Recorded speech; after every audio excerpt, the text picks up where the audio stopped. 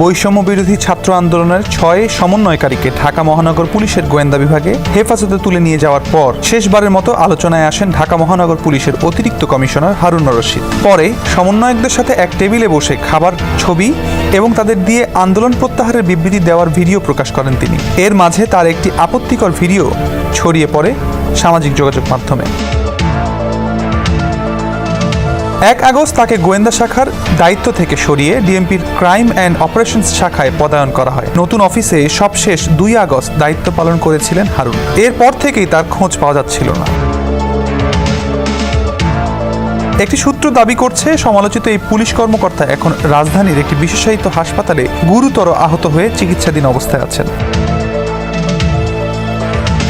তার পরিবারের সদস্য, পুলিশ সহকর্মী ও গোয়েন্দা সূত্রে জানা যাচ্ছে তিনি নিজের বাসায় এমনকি আত্মীয়-স্বজন কারো বাসাতেই থাকছেন না। গত 5 আগস্ট শেখ হাসিনা সরকারের পতনের পর থেকে তিনি গা ঢাকা দিয়েছেন। তবে আরেকটি সূত্র নিশ্চিত জানায়, ডিবির এই কর্মকর্তা 6 আগস্ট গণপিটুনির শিকার হয়ে রাজধানীর একটি বিশেষায়িত হাসপাতালে চিকিৎসাধীন।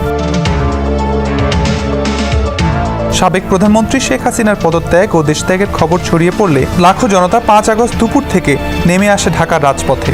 ঢাকার যাত্রাবাড়ি, পুরান ঢাকা, পোস্তগোলা দিয়ে প্রথমে শহীদ মিনার ও পরে গণভবনের উদ্দেশ্যে সচিবালয় ও বঙ্গবাজারের সড়ক দিয়ে এগোতে থাকেন।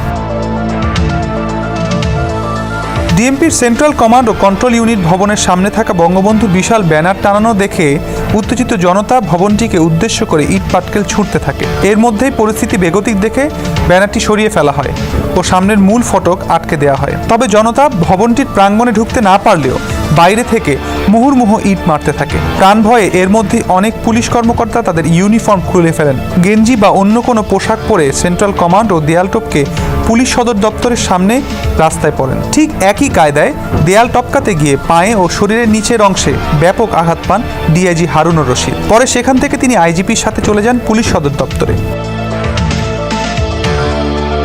বিকেলে পরিস্থিতি কিছুটা স্বাভাবিক হলে পুলিশ সদর দপ্তর লাগোয়া ঢাকার দক্ষিণ সিটি কর্পোরেশনের দেয়াল টপকে কোনো রকমে প্রাণে বেঁচে ফিরেন হারুন। ওই দিন রাতে তিনি কোথায় ছিলেন সে বিষয়ে নিশ্চিত কিছু জানা যায়নি। তবে পুলিশের একটি সূত্র বলছে তিনি কূটনৈতিক এলাকায় একটি দূতাবাসে আশ্রয় নেন। 2006 সালে ডিবি লটারিতে আমেরিকার ভিসা পান হারুনের স্ত্রী।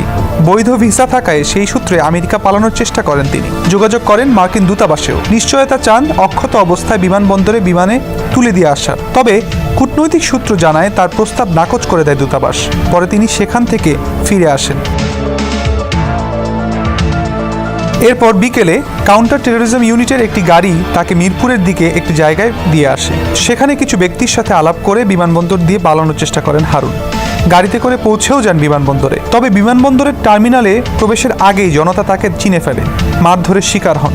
গুরুতর অবস্থায় তাকে সেখান থেকে নিয়ে যাওয়া হয় রাজধানীর একটি বিশেষায়িত হাসপাতালে। সবশেষ খবর পাওয়া পর্যন্ত হারুন সেখানেই চিকিৎসাধীন অবস্থায় আছেন।